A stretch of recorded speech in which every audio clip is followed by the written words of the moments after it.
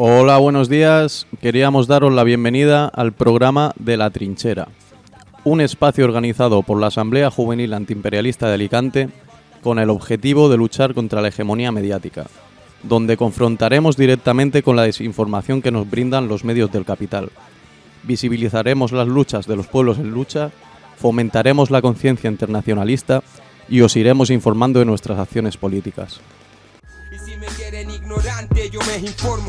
Y si me quieren obediente, yo no les compro. Y si me quieren derrotado, no hay mano. Capitalismo, el cataclismo en el que te quieren atrapado.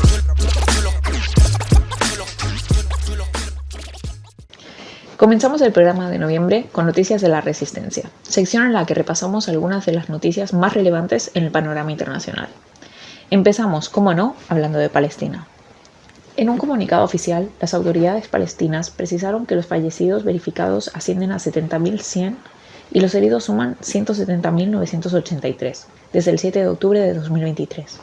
La magnitud del genocidio se evidencia en el trabajo de los equipos de rescate de defensa civil, que han recuperado más de 600 cuerpos sin vida sepultados bajo las toneladas de escombros de las edificaciones colapsadas.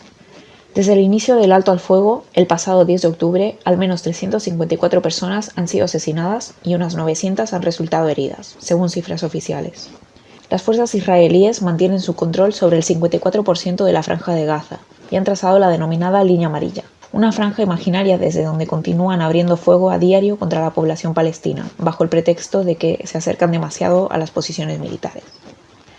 Mientras tanto, en Cisjordania, el pasado octubre se reportaron más de 265 ataques de los colonos sionistas, que, junto a la destrucción de cultivos y casas, las cuales rocían muchas de ellas con tanques cisternas de agua del alcantarillado, para dificultar más si cabe la vida de las y los palestinos en Cisjordania. Todo ello se ha traducido con más de 32.000 palestinas y palestinos despojados de sus hogares. El Ministerio de Salud palestino reveló que algunos de los cadáveres recibidos a través del Comité Internacional de la Cruz Roja presentan evidencias de tortura sistemática, ejecuciones extrajudiciales y extracción de órganos, lo que refuerza las acusaciones contra Israel por presunto tráfico de órganos humanos.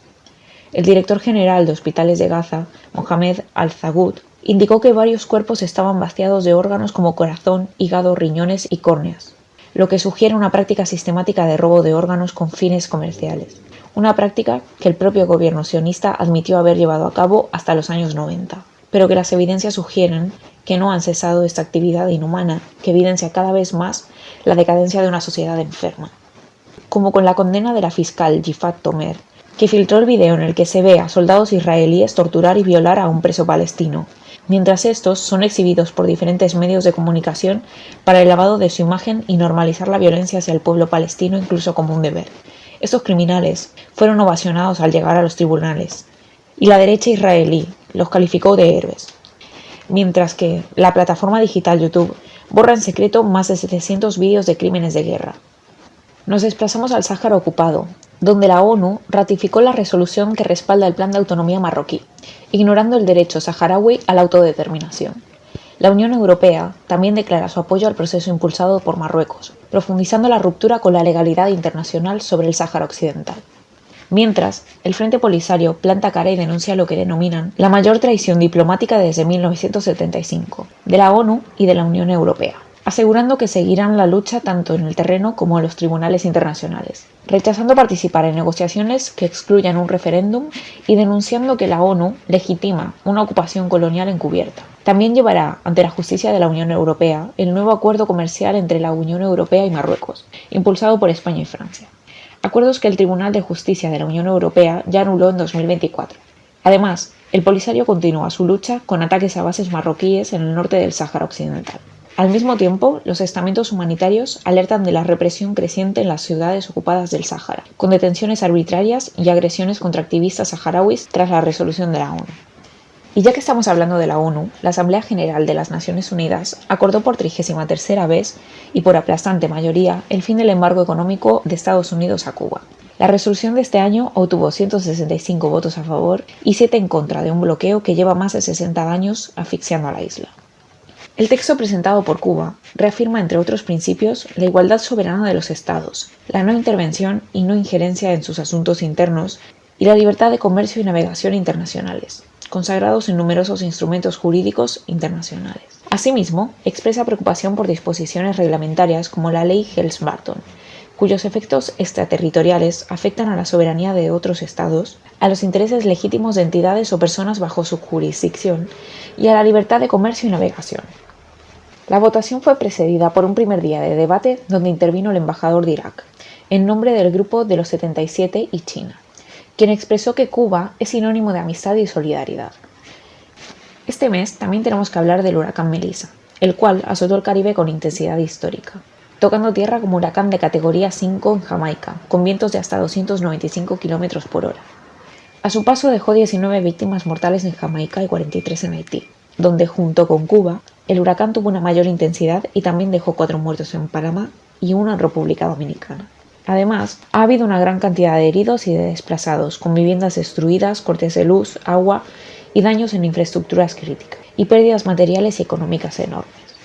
Queremos hacer una reflexión de por qué los desastres naturales afectan de diferente forma siempre en Cuba. La diferencia esencial no está en la meteorología, sino en la estructura socioeconómica. Los efectos de los desastres naturales revelan la organización material de cada sociedad. No golpean igual en un sistema capitalista o neocolonial que en un sistema socialista. En un país capitalista, la preparación ante desastres depende de beneficios, seguros, decisiones privadas o de estados debilitados por el neoliberalismo. En Cuba, en cambio, la planificación centralizada permite activar recursos nacionales de forma inmediata. La defensa civil está organizada barrio por barrio. El Estado moviliza transporte, refugios, personal médico y alimentos antes de que llegue el huracán. No depende del mercado, sino de la decisión política enfocada a proteger vidas, no ganancias. En Cuba, es impensable que mueran trabajadores en sus centros de trabajo porque están obligados a permanecer allí, que se especule con la construcción de viviendas en zonas de rambla o que familiares de políticos se lucren con la especulación de material sanitario esencial como mascarillas. Desde la JA, también queremos apoyar la campaña lanzada por las compañeras de la Asociación de Amistad con Cuba Miguel Hernández. Una campaña de solidaridad con el pueblo cubano por los daños causados por el huracán. Para colaborar, puedes hacer tu donación en la cuenta de la asociación, que es ES 56 30 25 00 15 53 14 00 00 44 74. Con concepto huracán. O por Bizum con la opción enviar dinero a ONG y el código 02921. Nos quedamos en el Caribe, ya que Estados Unidos ha desplegado en los últimos meses portaaviones, destructores, aviones y tropas de combate en el Caribe, hasta la frontera de Trinidad y Tobago, a 11 kilómetros de Venezuela. Por su parte, Venezuela moviliza 200.000 soldados y ha puesto en máxima alerta a sus fuerzas armadas y milicias populares ante el peligro real de una intervención estadounidense. Además, el gobierno venezolano formalizó con Rusia un acuerdo de asociación estratégica y cooperación, que amplía la cooperación más allá de lo económico, incluyendo seguridad, defensa e inteligencia. Mientras Trump ordena cerrar el espacio aéreo venezolano, la combinación sumada al despliegue naval y presiones económicas abre la puerta a una intervención directa usando la retórica del narcotráfico y el terrorismo para justificarla. En el Donbass, las ciudades de Kupiansk y Pokrovsk han sido liberadas, junto al 70% de Krasnoarmeysk y de Mirnohad, y al 80% de Volchansk, además de más de 250 km² en Dnepropetrovsk y Zaporozhye. Por otro lado, se ha propuesto un borrador de 28 puntos en el plan de paz que han elaborado Estados Unidos y Rusia, que Ucrania ha rechazado. A Zelensky lo pudimos ver junto a Pedro Sánchez frente a Guernica, hecho que seguro hizo estremecerse a Picasso en su tumba. De este encuentro, sus líderes acordaron un paquete de ayuda militar de más de 800.000 euros al gobierno ucronazi. Paralelamente, la Audiencia Nacional premia a Pedro Luis Salinas Casado, sargento primero de la Guardia Civil, por su participación en la guerra de Ucrania. En contraposición, el pasado 14 de noviembre se aprobó en Naciones Unidas una moción instada por la Federación Rusa contra la glorificación del nazismo, la cual el gobierno del PSOE y Sumar votó en contra, como la totalidad de los países europeos menos Rusia, Serbia y Bielorrusia. Estados Unidos, Canadá, Japón, Australia y Nueva Zelanda, como no, los países del llamado Occidente, del supuesto primer mundo, fuera de esos, ningún país más votó en contra. Y finalizamos la sección de hoy, que ha estado cargadita, hablando de Sudán. en el que se está produciendo un genocidio. El conflicto actual comenzó en abril de 2023, cuando estalló una lucha de poder entre el ejército regular y la milicia, fuerzas de apoyo rápidos, las FARC, la cual anteriormente estaba controlada por el gobierno sudanés. La raíz del conflicto es compleja de analizar, aunque los acontecimientos más cercanos los encontramos en el conflicto de Darfur y la creación de las FARC, que fue un conflicto militar que comenzó en febrero de 2003 por causa racial y étnica de la región de Darfur, que se cobró la vida de más de 450.000 personas y obligó a unas 2 millones a abandonar sus hogares.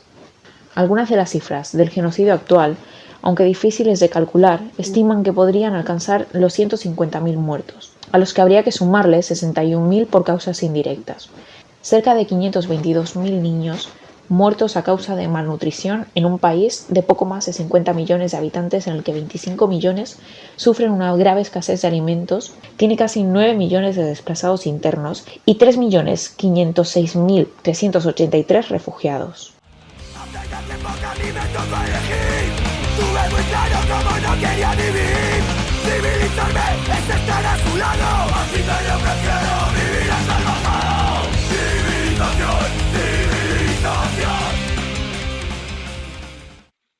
Benvingudes i benvinguts de nou a un altre capítol de La Trinxera, podcast de l'Assemblea Juvenil Antiimperialista d'Alacant. En aquesta secció de l'anàlisi volem seguir denunciant tant el genocidi que es continua cometent en Palestina, com l'accelerat procés de militarització i reacció cap a la qual ens porta el govern del PSOE Sumar, seguint els dictats de la Unió Europea en primer lloc i dels Estats Units d'Amèrica i l'OTAN en última instància. Després dels aclamats acords de pau en Palestina, no descobrim res nou si diem que la mobilització als carrers ha disminuït considerablement, encara que se seguissin assassinant civils tots els dies a Gaza i a Cisjordània. És necessari assenyalar als qui van mobilitzar el poble a cop de telenotícies, tirant-se les mans al capdavant en descobrir que el que passava en Palestina era un genocidi. I en aquests moments, on has assassinat a 266 palestins i palestines dels aclamats acords de pau, decidissin mantenir-se callats, sent còmplices del sionisme. El mateix govern que seguís sense tallar relacions diplomàtiques amb l'entitat sionista o que va facturar amb aquesta el major nombre de contractes d'armament de la història en 2024, ens encamina cap a una guerra pel domini i hegemonia d'Occident. Serà contra Rússia, Venezuela, l'Iran, la Xina. Us avancem que serà contra qualsevol país i poble que vulga defensar la seva sobirania i independència. Ja s'encarregarà la maquinària mediàtica de fabricar víctimes i botxins. El 6 del passat 27 de novembre dona compte del treball que es fa entre la població per a donar per fet que anar a una guerra és una qüestió imminent. 2 de cada 3 espanyols ha pensat alguna vegada que Espanya podria veure's involucrada en una guerra en els pròxims anys, i d'ells, més de la meitat, creu que Rússia seria el país contra el qual entraria en conflicte. Cal combatre el discurs belicista que s'imposa en tots els espais de la nostra vida quotidiana, les xerrades dels militars i policies en instituts i universitats, la militarització de les catàstrofes naturals, les enquestes sobre la necessitat de la volta de la mili, les jures de bandera o els telediaris obrint els seus noticiaris amb l'amenaça russa són part de la propaganda de guerra. La despesa militar en el conjunt de la Unió Europea va superar els 326.000 milions d'euros en 2024, amb un creixement anual pròxim al 10%, complint amb l'objectiu d'arribar al 5% del PIB que exigeix l'OTAN. Nosaltres tenim molt clar d'on volen treure aquests diners, de les nostres pensions, de la nostra educació i de la nostra sanitat. Des de l'Assemblea Juvenil Antiimperialista entenem que són temps d'unitat a favor de la pau i en contra de la guerra imperialista. Des d'espais assemblearis i plurals que treballen des de la unitat d'acció. La lluita a favor del poble palestí i la seva resistència està vinculada absolutament amb la lluita per la pau, contra el rearmament i l'OTAN. Ens va la vida en això. Organitza i lluita per la pau. OTAN no, va ser fora. En la plaza de mi pueblo dijo el jornalero al amo, nuestros hijos nacerán con el puño levantado, nuestros hijos nacerán con el puño levantado. Continuamos con Memorias de Resistencia, la sección donde repasamos las efemérides de la clase obrera internacional.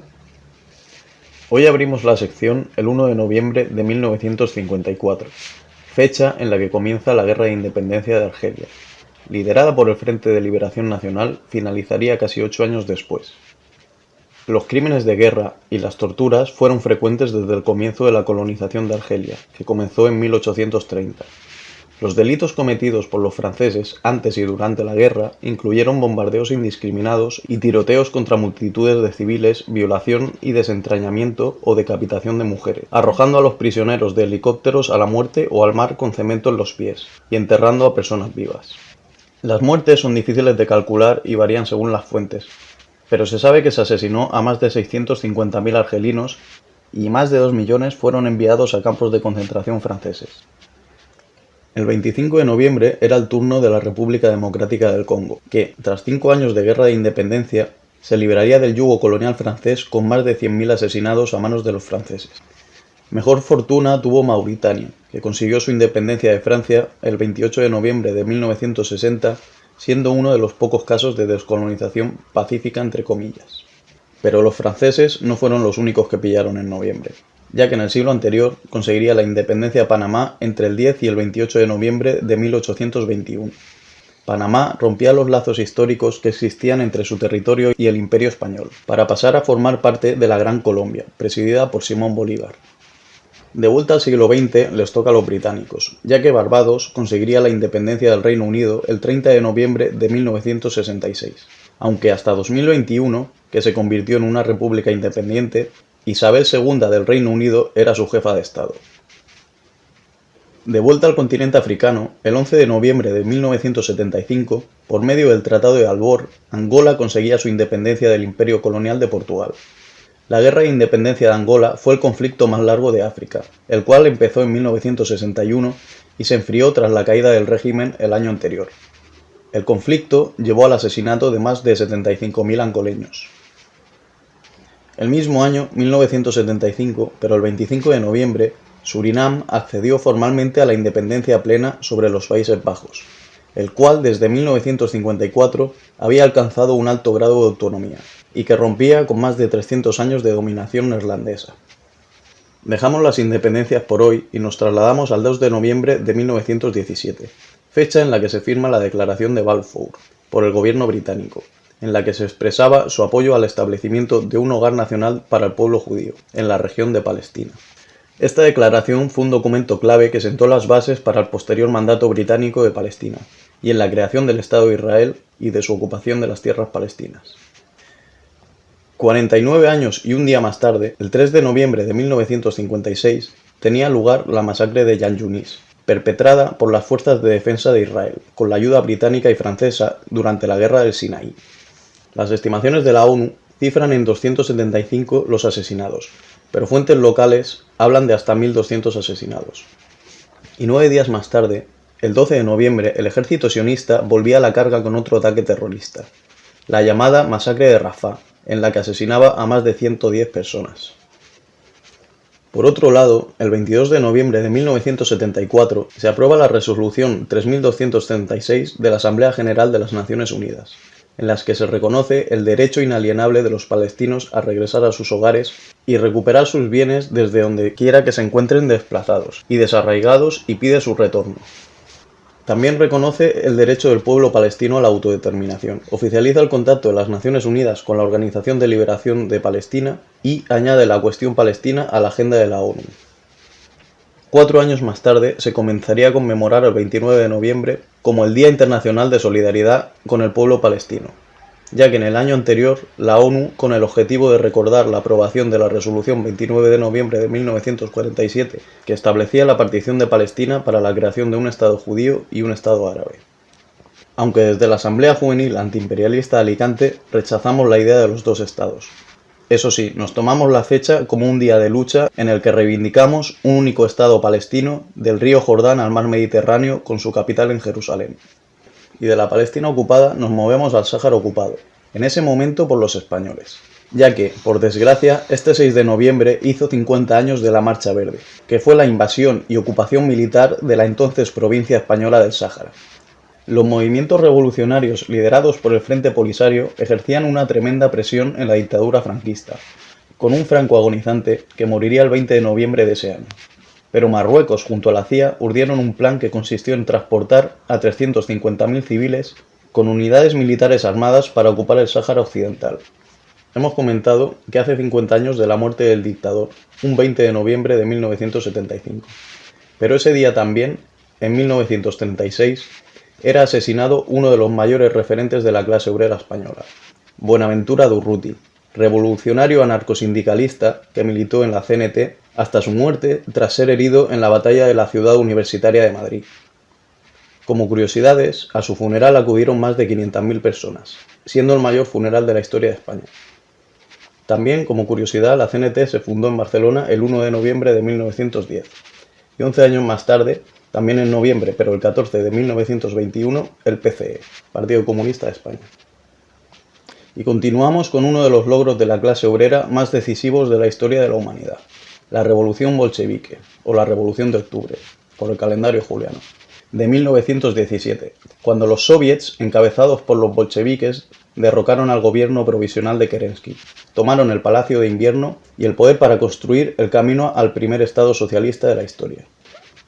Fue la expresión organizada de millones de obreros, campesinos y soldados que se levantaron contra un sistema que había demostrado ser incapaz de garantizar una vida digna para la clase obrera, mientras las potencias imperialistas se desangraban en la Primera Guerra Mundial, enviando a los trabajadores a morir por intereses ajenos. La revolución bolchevique consiguió logros y derechos impensables para la clase obrera mundial de la época, y además fue un faro y un apoyo para los pueblos oprimidos del mundo.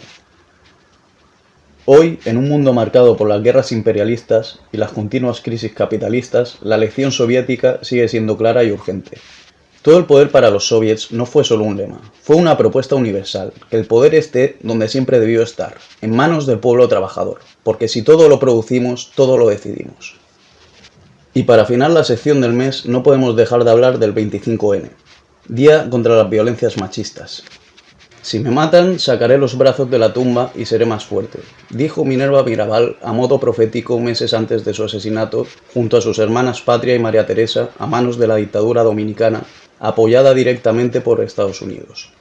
Su asesinato no detuvo la lucha, sino que provocó una mayor presión contra la dictadura.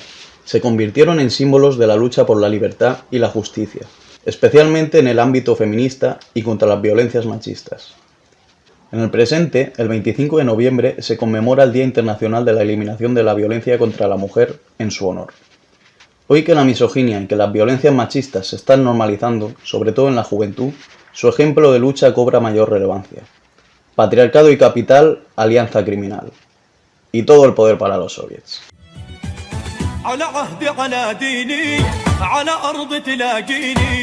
أنا لأهلي أنا فديهم أنا دمي فلسطيني فلسطيني فلسطيني أنا دمي فلسطيني. Bienvenidas y bienvenidos de nuevo a Voces en Lucha, el espacio donde resonamos las voces que construyen resistencia. Aquí traemos los ecos de la formación y el debate, porque la lucha no solo se da en la calle, sino también en la adquisición de herramientas teóricas para la praxis revolucionaria. En esta ocasión, recuperamos la crónica de la jornada formativa interna que llevamos a cabo el pasado miércoles 19 de noviembre. Esta sesión, de carácter interno, versó sobre la táctica y estrategia del movimiento antiimperialista, a cargo de Julio Díaz, debatiéndose la urgencia de fortalecer nuestro movimiento. En la sesión, pudimos profundizar en cuestiones antiimperialistas e internacionalistas, destacando la importancia de analizarlas desde una perspectiva de clase y materialista. Se enfatizó la necesidad de tener espacios plurales, unitarios, asamblearios y estables para la construcción del internacionalismo proletario y la solidaridad obrera. Se situaron diversos objetivos tácticos y estratégicos con los que seguir trabajando, como la unidad de la clase obrera o volver a ganar la calle.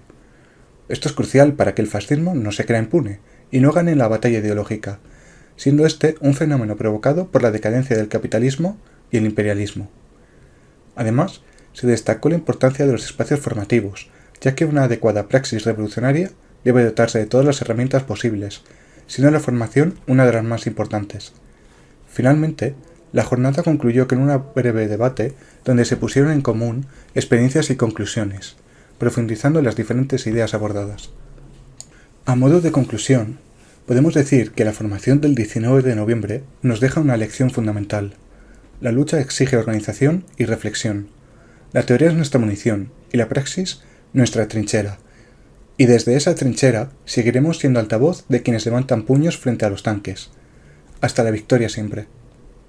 I no serà mai més el nostre magatzem. La dignitat no es compra, el sol no es ven. Que no van a permetre que els exploten. Ni soportar el pes de noves botes. Capitalisme és barbària, han après que la història s'escriu amb la sang de qui perd, sí. Ara són seus el cafè, el blat i el sucre. Que en esta Europa muerta huele a azufre. Bienvenidas y bienvenidos de nuevo a La Lucha Sigue, el espacio informativo de la Asamblea Juvenil Antiimperialista de Alacant. En esta edición ponemos el foco en la cultura como trinchera y en la necesidad de armarnos de argumentos frente al expolio. Hablaremos del Festival del MRG, que traslada su ubicación a Ibi y fecha, pero no su compromiso, y además presentaremos una convocatoria clave para el 13 de diciembre, una ponencia para entender y denunciar cómo el rearme y el gasto militar están engullendo nuestros servicios públicos. Empezamos.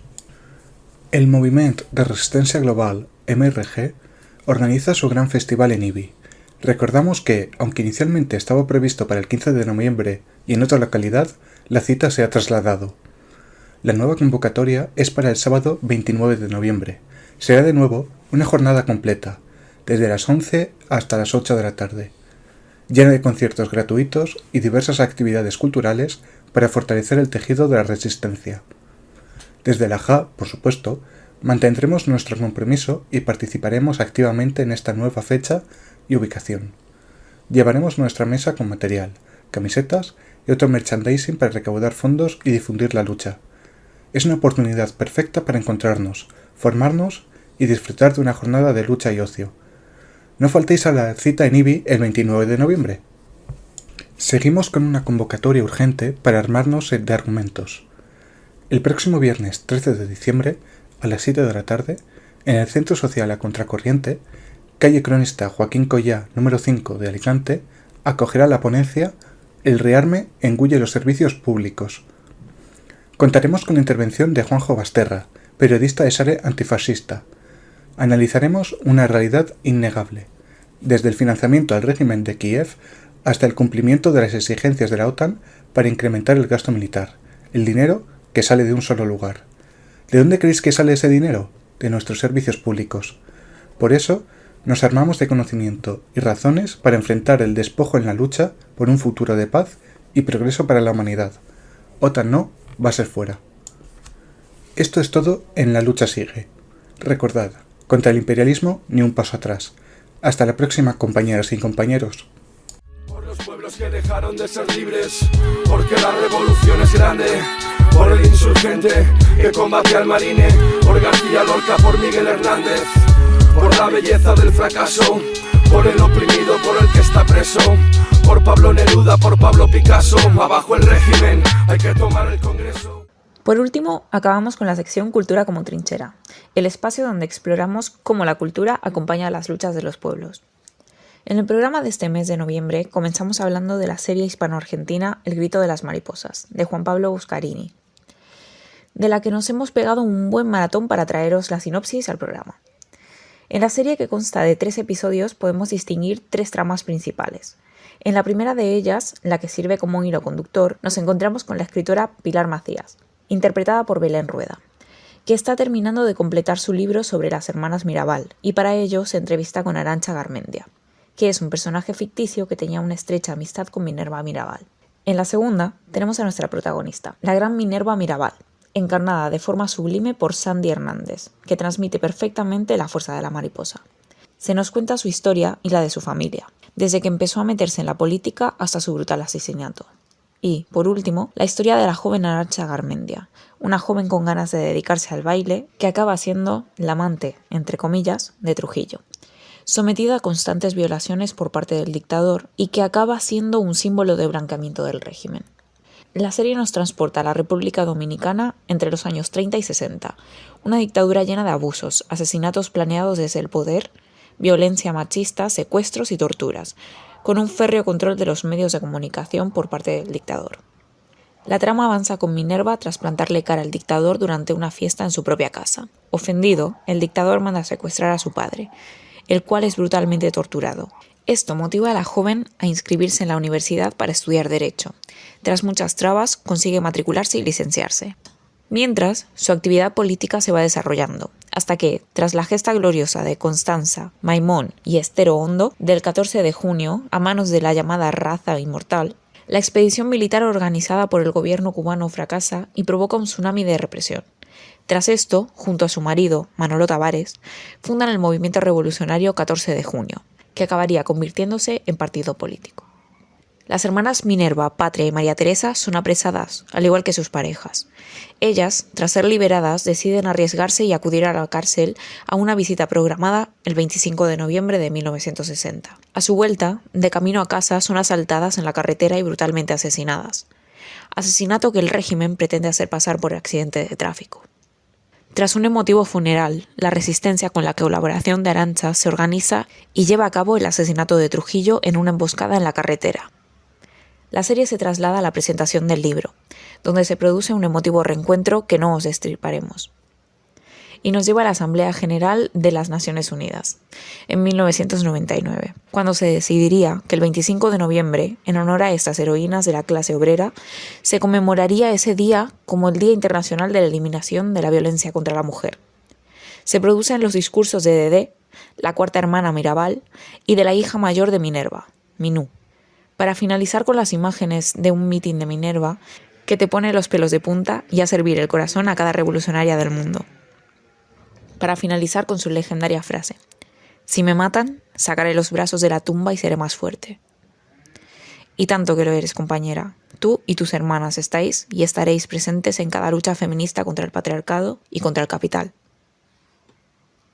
Aunque es una serie de ficción, la serie narra la vida de las hermanas y numerosos acontecimientos históricos de una manera bastante fiel a la realidad. Además, algo que nos ha encantado es que han introducido referencias históricas en forma de flashbacks, como el asesinato de Jesús de Galíndez o la masacre del Perejil, de la que hemos hablado en programas anteriores. En la serie también se hace bastante hincapié en muchas de las diferentes violencias machistas que estaban presentes en la dictadura de Trujillo y que, por desgracia, las mujeres seguimos sufriendo.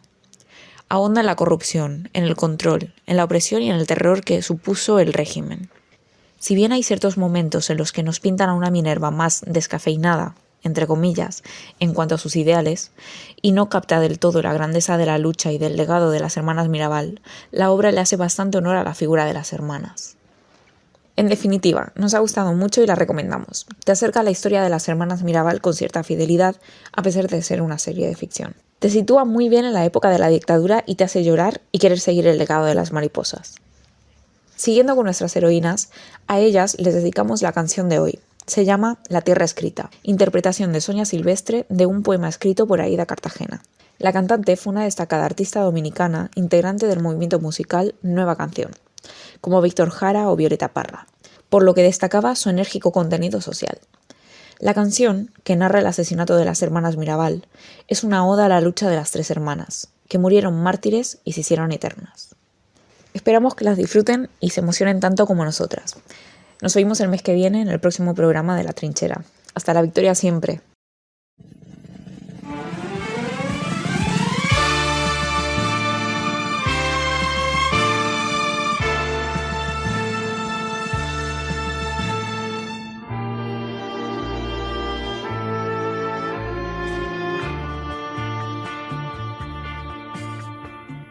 Fieles a los tres esposos, en la cárcel apresados, volvían de Puerto Plata.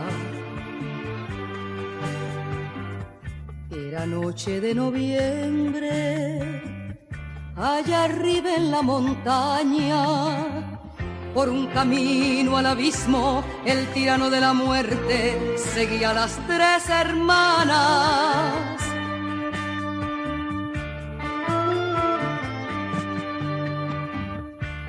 Al dulce claro arroyo, con olor a junco y musgo, sombras, fantasmas, desvelos. Sin luz en aquel silencio, fueron inmoladas ellas, Sin socorro, sin defensa, cayeron las tres hermanas para levantarse luego en un caballo de hierro.